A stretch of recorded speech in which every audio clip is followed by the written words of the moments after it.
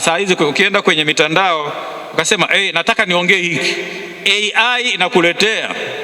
Unaenda kuropoka, lakini mafundisho yenyewe hujapata, hujui. Hata mwenendo wake hujui. Na unaweza kujisifia kwamba unajua vizuri na ukaweza kushambulia kanisa. Ukajisahau. Kama wewe ni Mkatoliki kweli, uweze kushambulia kanisa.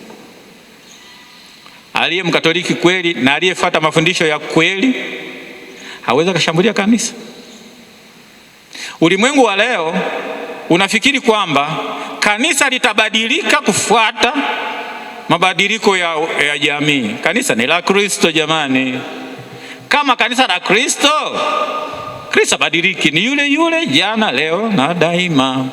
Sisi ndio inabidi tubadilike kufuata kanisa, sio kanisa libadilike kufuata sisi.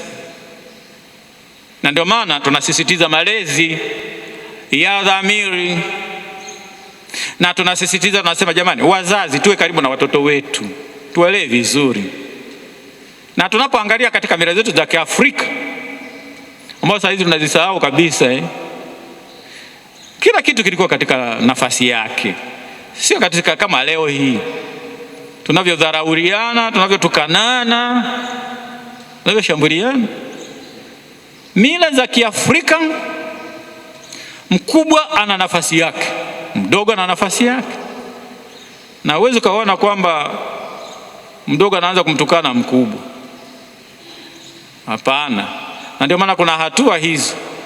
Na kanisa limeweza kufanya utamadunisho huo kwamba ukifika muda fulani utaitwa wewe mkubwa. Ili uwe mkubwa lazima upitie mafundisho haya na haya na haya, ndio utaingizwa rasmi kwenye ile jamii kama mtu mzima, na sio hivi hivi tu.